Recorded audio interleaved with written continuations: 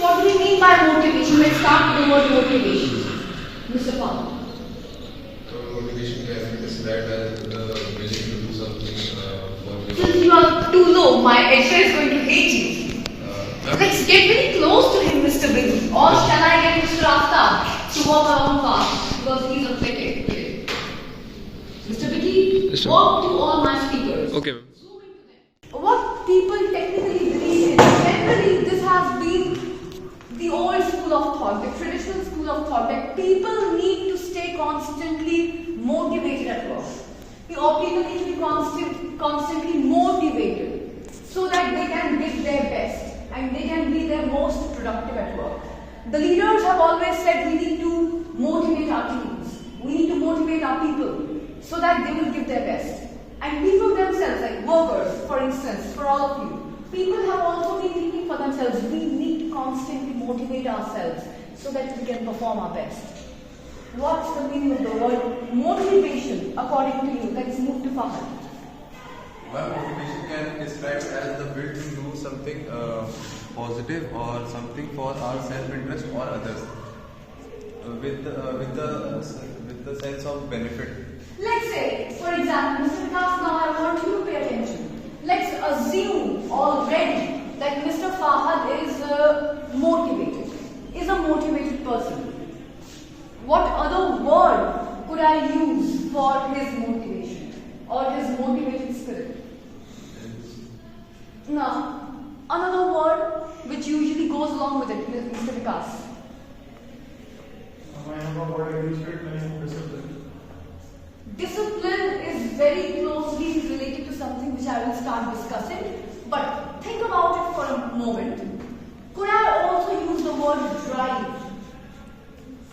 After you are going for 2 matches today, you're a sports person today. Think from a sportsman's perspective. I've taught physical education for the longest period of time that I've known.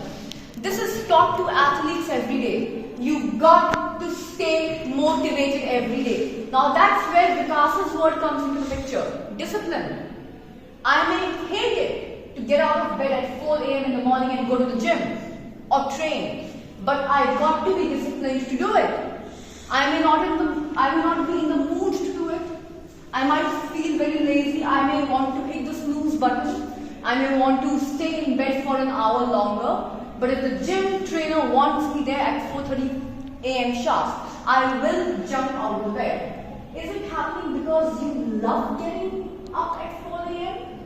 No, absolutely hate it. But you get out, why? Because you are disciplined. Discipline, Mr. Vikas, good word used. I want everyone to write this line down, the first line for today. You have to have the quality of discipline. Nobody can teach it to you. Nobody can preach about it like a sermon. Nobody can give it to you like spoon feeding. You've got to be disciplined to be motivated every day. And nobody else will do it for you. You will do it for yourself. For example, I would tell Aftab, Sangam Rai is not going to do it for you. He will not give you a motivational lecture every day to pump you up. You've got to do it for yourself. So discipline leads to motivation, but you've got to be what? Self-discipline. You need to have the quality of discipline within you. Nobody is going to give it to you. So that was a good point. Now, discipline and motivation are related to each other. They're relatives. Without discipline, motivation will not exist. Which means, you can write down 2 Ds. Without discipline, the drive. Am I right, Mr. Vikas? The drive shall not exist. Okay, this much I agree with. Isko tick laga do. Yahan tak I agree. We need discipline, we need to be motivated individuals. However, the thought process, the mindset that people need to be motivated at work. Let's say, this is taught in major corporations. The leaders or the team leaders or the team managers or the managers in general are constantly called for a meeting at the middle management and they're constantly boosted up. Let's say all of you are general managers. General manager sales and marketing, general manager IT, general manager blah blah blah. And I'm the CEO. I will give all of you a pep talk. We need to motivate our teams. This is what the CEO or the chairman will say. So I want all of you to conduct a motivational session or invite a motivational speaker to motivate your teams, your people, so that they can perform better. This is what I am against. So write this down. When managers are educated, they are indoctrinated. They are told that they have to, we can write this in double apostrophe, that they have to motivate their people. That is the thought process that I am against. Why do CEOs and chairmen of all organizations feel that managers have to be instructed to motivate the people in their teams? People on teams must be motivated every once in a while, once a week, once a month. There has to be a motivational talk by some famous motivational speaker. There has to be some motivational session to pump everyone up, like a helium balloon. That is what I am against. Mr. Fahad, we are back to you. Why am I against this thought process that people need to be motivated? Like the tire of a cycle needs to be pumped with air, or the balloon needs to be pumped with helium so that it can blow in the air. Why am I against that thought process? अपने लोगों को motivate करो. Because people lack discipline. Let's go to him, Mr. Vicky. Because maybe people lack discipline. And this is something I will put in one line, and I want you to write this line and think about it. Let's take Mr. Atta. Please don't mind it, I'm just giving this as an example. Let's assume this is a company ABC, and Mr. Aftab is not a manager. I am his team lead, he is working as a part of my team. He's on my team, but okay, let's focus on Aftab. I'm loud enough anyway. So, this is a team of 1, 2, 3, 4, 5. 5 people, I'm the team head. I want everyone to please pay attention and don't take this personally. Mr. Aftab is an idiot. He lacks discipline. He's obviously not motivated. Am I right, Mr. Vikas? Idiot, lazy, undisciplined, obviously would be demotivated. Yes. Just comes to work, punches in, punches out. So, idiot, lazy, demotivated, and absolutely lacks discipline. Now, I'm the team lead. I start motivating Mr. Aftab. There's an idiot sitting in front of me. I am motivating an idiot. Now, who can tell me what is the end result of this motivational session?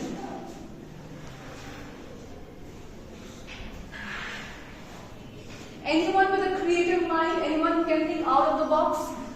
I just motivated an idiot for 1 hour. What am I left with? Who am I sitting with now? I am sitting with a motivated idiot. Write it down.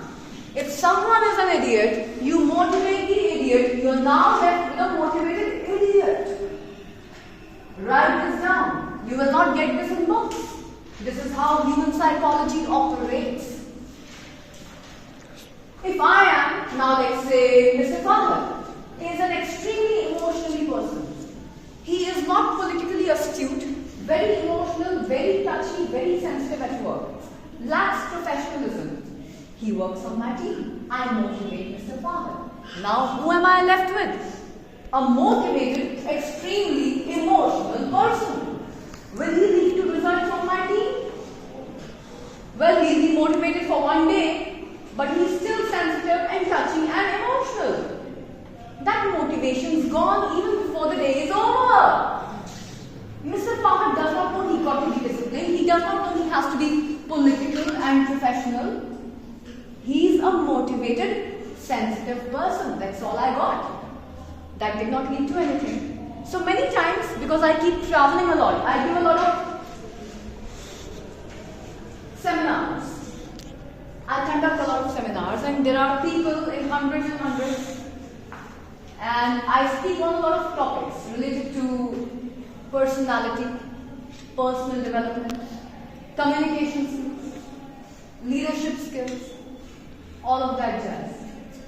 So sometimes my students will come to me and they will say, oh, you are an amazing motivational speaker. I take it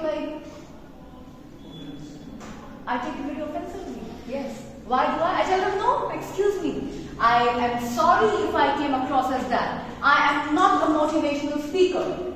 I only work with motivated people. I only work with people who are already motivated, who are already disciplined, who know the skills required to be on that particular job. Please write it down for yourself. You should aspire to work only with motivated people. It's not your job to motivate people. So I tell my students, I'm not a motivational speaker. I am an inspirational and a transformational speaker. Write all these words down for yourself today. Motivation, inspiration, transformation. What's the difference?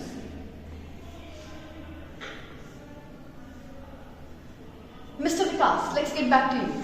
What's the difference between motivation and inspiration? And let's zoom in on Mr. Vikas. Motivation does not last long. It is a short-time dopamine hit that over the So period what did you say, beta? Short-term? short-term dopamine hit. Please note this down. Extremely good choice of words. Motivation is a short-term dopamine hit. Pretty much like the helium balloon. One day the helium is going to escape, the balloon is going to come down. Helium वाला गुब्बारा कितनी देर हवा में रहेगा? 1 घंटा, 2 घंटा, 3 घंटा? Then you need a pump again the next day. You don't want a short-term dopamine hit. You just take a drug and you're high for 2 hours and then you drop down. You don't need that drug. What's inspiration? Now let's say Mr. Vikas is already motivated. Now I give him an inspirational talk about personal development. What will happen to Mr. This Vikas? is something we are inspired by someone, his correct position or something. That Now he has let's achieved. say he comes to my lecture and he jots down a lot of new ideas, new thoughts, new ideas about business, maybe wealth, success, income, influence, impact. Because he's already disciplined, he will start to work on and implement those ideas in his life because now he's not motivated. He's inspired. And he will keep working on it because he is what? Film. Why will he keep working on those ideas? Mr. Faraj. Because he's inspired to want to. No, he's inspired now. The talk is over. He will keep working on those ideas for a long period of time because he is self-motivated. Louder, beta. Discipline. That's why I tell my students I'm not a motivational speaker. I only work with motivated people. Because I know he's already disciplined. He will take my ideas and then I don't have to pump him up every day to work on it. He will do it on his own. So become inspired and try to transform yourself. Motivation is your job. However, motivation at work, people need to be motivated at work. So we will give you some ideas with regards to how you can motivate people on your teams. Yes, you got to learn it, it's for your syllabus. But please understand that life does not operate from books. You can't learn business from books. They are books at the end of the day. You can't learn how to become, this is like a hick in the stomach. This line is a hick in the stomach. And I'm saying this across the education industry.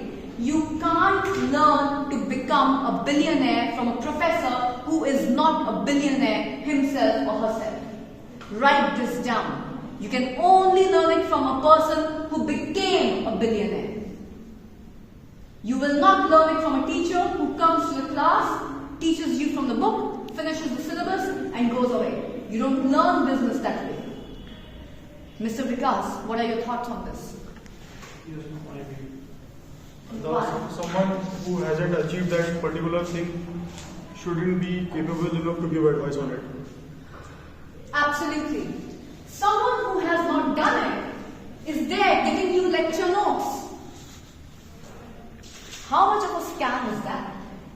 You know, you see all these people on the internet who are actual businessmen, self-made multi-millionaires. They are selling real MBA courses. Those MBA courses are not coming from some publications or some books. They have put them down, consolidated their information by themselves. They are selling it. Sometimes people discredit them by calling them, oh, this is a scam. This is an internet scam. Don't go for that course. This book's better. Now you search this professor's profile, the professor who wrote this book. Let me know his or her bank balance. How rich they are, how wealthy they are.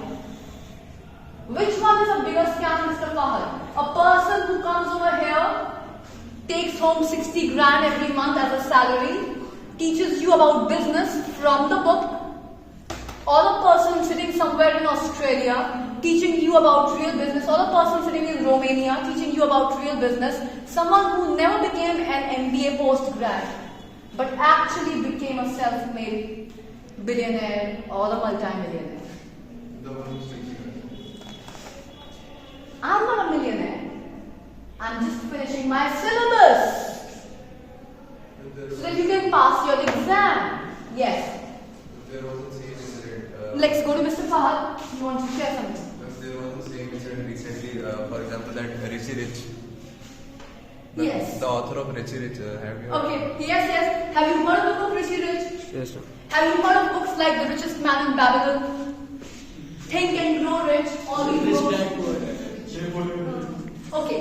If you are not into reading, I suggest you all buy a book. It's a small book and it's written like a story. The Richest Man in Babylon. Write it down. Please buy it. And it's not expensive. You can get a second-hand copy. Read it. Yes, Mr. Fahad, let's come back to our original example. Don't make any noise. We are recording this session. Yes. Ma'am, there was a recent news there was an author of a book, How to Become Rich, and he was known to be as bankrupted recently.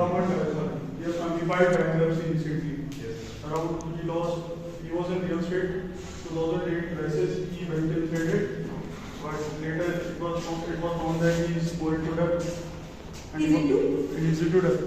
He's into debt. Yes. A lot of things happen. See, they go bankrupt or they show themselves as bankrupt. Okay, think of Elon Musk. Think of all the billionaires in the world.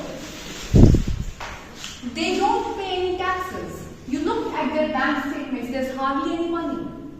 They don't pay themselves at all.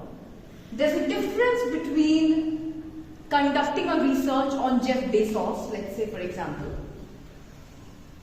and putting out a news that you have recently gone bankrupt, and you deliberately proclaiming or announcing to the world that now you have gone bankrupt. You can't pay your taxes. You don't have any money in your bank.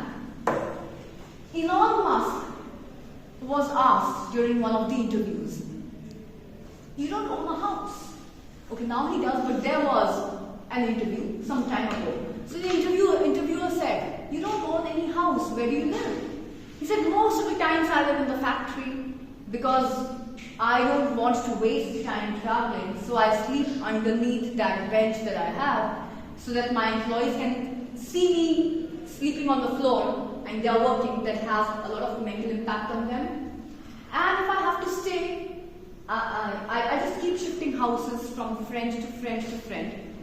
I don't own a yacht. I can own a yacht, but I'm always saving to invest. And because I invest so much, they've got a lot of things going on. Because I'm not teaching business from the books, it could be stocks, it could be real estate, it could be their own business, reinvesting in their multiple businesses. Buying whole businesses, that's a lot of money. So Elon Musk said, the interviewer got really curious. He said, you must have bought something at least. You are a millionaire, a billionaire. We know that. It might not be showing in your bank statements, but you must have bought something.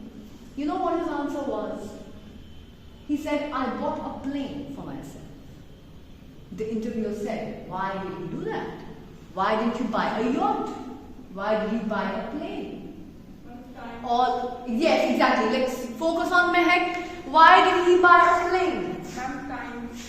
To save time. He said, I need to travel from country to country, continents to continents. I got to save time to make more business and make more money. I was forced to buy a plane for myself. Otherwise, I wouldn't have bought him that. Write down another hard-hitting line. Most of the multi-billionaires, you will find them declared bankrupt. They are bankrupt. They have no money. They show no money. They really have no money in their bank. It's all invested in some form or the other. If we get really deep into their business strategies, the money is all out there somewhere in the market invested. They don't keep any for themselves. And none of them are paying any, they pay zero taxes. Why? Because they show themselves as brokies. They are broke. But they have their own strategies. Why do you think they became billionaires? Do you know how much tax your parents pay every year? It's insane. All the money goes to the government. All the billionaires believe in capitalism. And people who are capitalists hardly are taxpayers. They're smart. They would rather pay their chartered accountant to understand how to save their money, how to hide their money, how to invest it, so that they can avoid paying taxes, but they won't pay the government. That's what's happening most of the time. So what was this thing that you wrote down? They will declare themselves as bankrupt. They believe in investments. Write that down. You got to invest your money. Invest. Yes, that would be very nice if you could put that on a silent mode. Because probably she'll call again.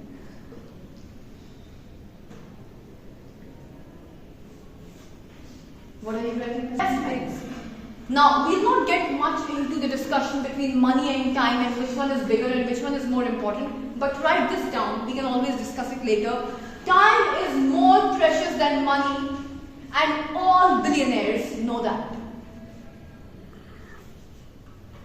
That's exactly why Elon Musk bought a plane, to save his time. If he saves 2 hours of his life every day, he makes more money, Mr. Fahad. And that money is multifold, Mr. Vikas. Would you agree? Yes. That saved time gives me more opportunity to sit with multi-millionaires and make more business deals with them. So, which one is a bigger scam? Back to this. A person who does not know how to be rich comes and takes his or her monthly salary. Is that person more suited to teach you how to deal with business? Or the other person who became a self-made billionaire by doing business successfully but does not hold an MBA degree? Which one is more qualified to teach you about business? The second one, of course. Because business is not taught from books. Business is taught from life. That's the last thing to write down for today. Now we will discuss motivation at work at a later stage. Have you written the 2 words, inspiration and transformation? Yes. If Aftab is now disciplined, motivated, he will listen to an inspirational talk maybe from Mr. Sangam Rai, get inspired, practice, train daily and become a better athlete. He will get inspired, and then when he becomes a better athlete, he will transform himself. Maybe he will win some awards, trophies. He will transform because of some inspirational words from Sangam. Sangam will not motivate him every day. Clear with this much? Now write down the second heading for today. Very, very important. Before we move on to the workplace and motivation at workplace, write down handling different people at work. This is where the document comes from. Please open that document now on your phones. Handling different people at work. If you are at a workplace, you will be constantly surrounded by all kinds of different people, different mindsets, different psychologies. Vikas, what's the first point, beta? Avoid negative thinking. Avoid negative labeling. So let's say Mr. Aftab is in a bad mood one day and he comes to the class. Mr. Fahad probably says a hi to Aftab, and Aftab is worried, thinking about something, and does not respond so warmly to Mr. Fahad.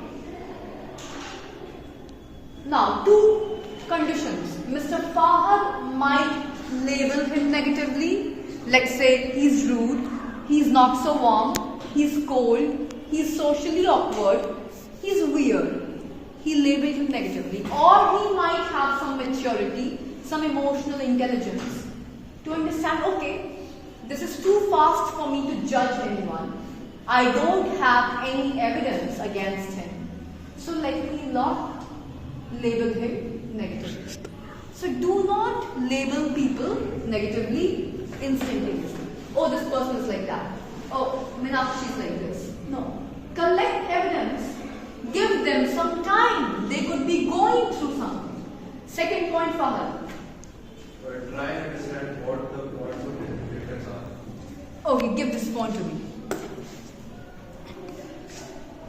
Try and understand what the points of difference are. Simple example. Vikas and I are sitting together. We are friends. And I tell Mr. Vikas, these apples that you bought are sour. ये खट्टे सेब हैं. And then the next day I'm eating the same apple. Mr. Vikas could say, but now you told us not to eat these apples. I would tell Mr. Vikas, hey, hold on. I just said that the apples you bought yesterday are sour. I didn't tell you not to eat them. I might like sour apples. Understand? If you have a difference of opinion with someone at work, exactly pinpoint what that difference is. And don't apply your mind too much. Don't try to extract unnecessary meaning out of that difference. Apples are sour, but I am not telling you not to eat them. Some of you might like sour apples. Okay? Next point, Ms. Meenakshi, and be loud. Embrace the differences. Okay, so embrace difference. Do I have to explain that? Now, he likes sweet apples, I like sour apples. We better embrace these differences. The world is going to be damn boring if all of us became clones of each other. If everyone adopts my personality, like say my speaking style, I'm usually considered to be very bold, very brash, very blunt and straightforward. If everyone becomes like me, is it going to be interesting anymore? It's going to be so boring. So let's not do that. Next point, Mr. Vikas. Fourth point. See people objectively, not subjectively. Okay. So when we look at people subjectively, I'm looking at Rinki Pal subjectively. Let's focus on Rinki Pal. What do we mean by looking at someone subjectively? Because I believe you will be able to give this answer. Subjectively, किसी को देखना. Subjectively. I can't come out with the right words. But you can explain in any language. Example, maybe? Anything? Judging people based on their Judging, okay. But let's make it more accurate now. When you look at people through the lens of an already existing bias. This connects the point to the first point. What was that? Avoid negative labeling. If for some reason I've already labeled Rinki 10 months ago, I have a bias against her. Rinki is arrogant. I have a bias. Now with that lens that Rinki is biased, I'm always going to look at her subjectively. Got to remove that bias. Rinki is arrogant. No, she might be going through something. Look at her objectively. Remove your biases. Write this down. That is just what it means. Don't look at people subjectively. Remove your biases. If you don't have evidence to support your thought process, if you don't have data to support your thought process, remove that bias. Look at them objectively. A neutral lens. Keep a balanced sense of judgment. Keep a balanced opinion about everyone. Yes, I'm not saying that please, I'm not asking you to give a benefit of doubt to everyone. No, I'm not telling you to forgive everyone who tries to play dirty games with you. If you have evidence, if you have noticed negative toxic patterns, do not forgive them. No. Either get rid of them or deal with them. But if you don't have any evidence, no. Stop looking at them subjectively. Next point, Mr. Vikas. Pick your better logic. Now write down one very important line for today. That line sums this one. Sometimes in life, sometimes write this down. Is that the name of a book as well? No, I'm saying it's your favorite point. Oh yes. Oh yes. Oh yes. Write this down. My body language must have told you. Sometimes in life, it's okay to lose some battles. Although I don't believe in losing, it's okay to lose some battles in order to win a war. This is what I'm trying to say. It's okay to lose some itsy-bitsy battles here and there to win the war. Google पे search करके आइएगा. What's the difference between a small battle here and there and a war? Okay, the Battle of Panipat, you remember? Do we study it as the War of Panipat? But do we study World War I, World War II? Probably we have a World War III coming up. Do we say World Battle I? Battles are very small scale. Wars are the big deal. It's okay to lose some battles as long as you are winning the war. Mr. Fahad, समझ में आ रहा है? End में आपको war जीतना है, Mr. Aftab. That's how athletes and people from the military are trained as well. It's okay to lose a battle every now and then. Focus on the war. इसको समझाना पड़ेगा. समझा लेते हैं. Let's say I'm the boss. I'm focusing on Mr. Aftab again. Mr. Aftab is not emotionally intelligent. He's driven by his emotions, not mature. I made a mistake as a boss. Mr. Aftab, hold on, now pay attention to this, Miss Christie. Mr. Aftab has been a great performer. His promotion is due in 3 months. I'm the one who will promote him. Today I have committed a blunder. Mr. Aftab is all hell-bent, he's pumped up, he comes to my chamber and educates me about my blunder. Mr. Vikas, is he sabotaging his chances of promotion which is due in 3 months? Yes, ma'am. So you better stay quiet right now to win the war. Write down this example. Just because he wants to win a minor battle with me right now, he is risking his chance of getting a promotion, which means he's probably going to lose the long-term war. The odds are going to be very high against him. समझ में आ गया? Next point, Mr. Vikas. Remember your bigger picture and Look at the bigger picture. Do I have to explain this? If Mr. Aftab would have looked at the bigger picture, my promotion is happening in the next 3 months. Whatever the boss does in these 3 months, it's okay to be quiet. I'd better be quiet. If Aftab looks at the bigger picture, he will stay quiet because his bigger picture is his promotion in his career. So, look at the bigger picture. ये line लिख लीजिए. Be telescopic, not microscopic. Because, what do I mean by saying? Because you should have a telescopic vision in life, not a microscopic vision. What do I mean by that? Let's, Mr. Bicky, he's very soft spoken. ma'am, microfocus. Yes, Ma'am, microfocus means something which is very near, and telescope means which is very far.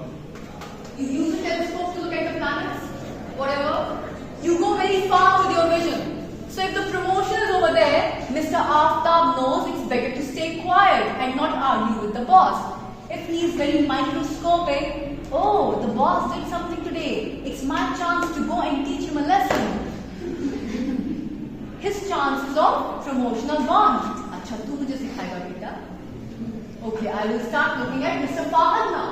For 3 months, I'll focus on his performance. I'll give him the promotion because he stays quiet. Clear? Next point, Miss Christie. I'm being flexible with your communication style. Okay, I can give my own example. With Vicky, I have a different communication style. I don't have to explain it. I will not get into the depth of it. He knows it. I speak in a different way with Vicky. I speak in a different way with Shiva. I have a different way of style with Miss Anukriti. I speak differently with Aftab. I speak completely differently with Kshitij. He's not here today. I speak differently with him. I speak differently with Shati. Different people know. I tend to crack more jokes with Rinki. I don't do so much with maybe somebody else. And I'm completely different when it comes to those three idiots. Yeah? You know what I mean? So, my way of communication, if Sanjana comes to my chamber, I'll speak in a different way with her. Are we clear? Yes, ma'am. Okay, so, one last example I will give for this. If I ask you a question, because I'll ask you a question. Is it fair to treat every employee equally in a workspace? Please follow us quickly. Is it fair? I want everyone to write this question down. Is it fair to treat everyone equally at work? You say? No. And why is that? Because different people have different outputs. Different psychologies, Yes. different subconscious, different journeys, different experiences, different backgrounds. So, Rajiv Talreja, a very famous business coach, you can check out Rajiv Talreja's name on Google. Rajiv Talreja was once asked by his mentor, Rajiv, what do you think? Is it fair to treat everyone equally? He was a beginner. He said, yes, everyone should be treated equally. He said, no. You can only be fair by treating people unequally. Write this down. Because of the reason, yes, everyone is different, everyone has a different mindset, everyone has a different personality, psychology. If you will treat all of them the same, their productivity will go down. If Pahat is not an emotional food, but relatively compared to Vikas, is slightly more sensitive, I can't be blunt and rash with Pahat because he will probably feel a little low and his productivity will go down. Maybe Mr. Vikas comes from an army background and can take my blunt statements as it is. And he will be productive. Mr. Pahat might not be. So I'll have to variate my communication style. Have you written this down? Yes. If you want to be fair, you've got to treat everyone unequally. Next point, quickly. Ms. Meenakshi. Remind yourself that human psychology is complex. This is related to the previous one. If you can understand that human psychology is very complex, everyone's got a different psychology, you will treat everyone unequally. And you will variate your communication style according to their psychology. Next point, Ms. Ritika. Prioritize your own peace and well-being. So, if you feel that somebody is being a complete idiot with you, is acting like a donkey with you, what do you do, Mr. Aftab? Fight with the donkey or get away from the donkey? Just leave the donkey, focus on your peace, get out of that situation. Next point, Mr. Aftab. Stay professional. Write this point down. This is very important. Some of you may like it, some of you may not like it. You've got to be political and professional. You can't afford to be emotional at work. That's why we use the term, I don't have this marker with me, little low. It's very important to be impersonal at work. IMPERSONAL. It's very important to be impersonal, not interpersonal. You have to be professional and political. Before we wrap up, Mr. Vikas, what's the easiest definition of being political at work? I'm not talking about politics as politics. Easiest definition for everyone to understand. If Mr. Vikas is political at work, what does it mean? My thing, it's related with a word which also starts with P. Being political is based on playing our part so well that we become. Write it down quickly because we are running out of time. Note it down. You're going to hate it. Nah, no part nahi. It's very simple. Write it down. Politics is all about getting. Some of you might think I'm teaching you dark stuff, but this is how it works. Politics is all about getting and retaining power. You've got to be powerful. That's it. Politics, power. And अब आप विकास बता सकते हैं. ये तो आप बता ही दीजिए, चाहे हमको 5 मिनट किसी और के लेने पड़ जाएं. How do we become powerful, Becca? By proclaiming that we are better than others. Now, think the review. I've used these terms so many times in this class that everyone is a power fighter. How do we become powerful? focus. Okay, let's focus on Mr. Aftab then. Aftab, how do you become powerful? Ma'am, utilize your time for your development. Personal development, okay. We are on the right track. Mehak said focusing on yourself. I can use the word personal development. Investing your time in personal development. Her answer is not the background answer, but now it's related to my answer. Think about it. She is saying focus on personal development. Now I want the exact terms. Two terms I want. Personal development. She's on the right track. Let's move to Fahad.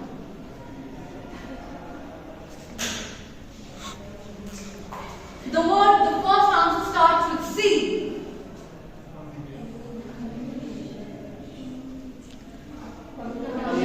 Communication, write it down. That's how you become powerful. That's the first one. Second, the word starts with P. Personality. No, personal development, she's already said it. One is communication, which is bang on, which is a part of personal development. Second, now, psychology. Communication and psychology are twins. You got to manipulate people's psychology. Once you do that, you apply the right communication strategy, you gain power, and people submit to you. That's politics. You got to be politically astute. By astute, I mean you got to be good. You got to be really good. You got to be a player. Have you heard of the term? Oh, that guy's a player. Oh, that girl is a player. You got to be a player at work. I'm not saying you have to unnecessarily manipulate people to break them down. I'm not telling you to be a narcissist. I'm not telling you to be a toxic person at work. No. But mind you, there will be people around you who will mess with you. You got to be so political that you can ensure that nobody messes with you. That nobody messes with you. So write that down. There's a difference here. You don't have to mess with people, but you have to ensure that people don't mess with you. You don't have to look down at people, but you have to look up at yourself. There's a difference. I'm not telling you to break people down. I'm not telling you to abuse people, but you have to ensure that nobody plays with you. So you've got to be political. How do you become political? You understand people's psychology. You read their psychology. That's why the HR people are so damn smart. They hire organizational psychologists. You know this term? Half of the HR in big corporations is filled with organizational psychologists. You know what they do? They read your psychology. Once we read your psychology, what do? We covered all these points. Human psychology is complex. Then we understand that we have to communicate with everyone in a different way based on their psychology. So once we grab your psychology, once we change our way of communication with you, we can handle human relationships very cleverly, very smartly, and we gain power.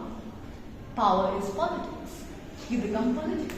Professional, this is how you do it. You don't become emotional fools. You don't get driven by your emotions. You don't get dominated by your emotions. You play with emotions. Learn it, whether you like it or not. It is okay to feel emotions, but it is not okay to be consumed by them. Last point, if we have any. Mr. Fahad, what's the next point? If nothing else works, involve management. That's the last point. How many points have we covered so far, Fahad? Before this point? 10. We covered 10 points so far. If you can work on all these 10, you are good to go. You don't need any help from anywhere outside. But if nothing else works, then you go to the management and talk to them about any problem that you are facing at work. If some idiot is constantly bothering you, and none of those 10 points are working on that idiot, seasoned idiot, only then you go to the management, but without a complaining tone. Oh, that person has been doing this with me for 6 months. No. Don't act like a kid. Don't complain. Take your facts, take your evidence, Take your supporting material. Be emotionally intelligent. What have I written? Go to them with maturity and emotional intelligence. Don't go to them with a complaining tone. Don't complain. Show them the facts. It happened once, it happened twice, it happened a third time. See, it is a pattern all the time. Be very politically astute, mature and intelligent. Although you are complaining, but don't make it look like a complaint. Are we clear? Any doubts so far? The next thing which we will discuss is motivation. But please, do not aspire to be motivated at work. Please stay motivated. We will learn this so that you can write your exam well. Don't focus on motivation, focus on being inspired so that you can transform yourself. Thank you so much.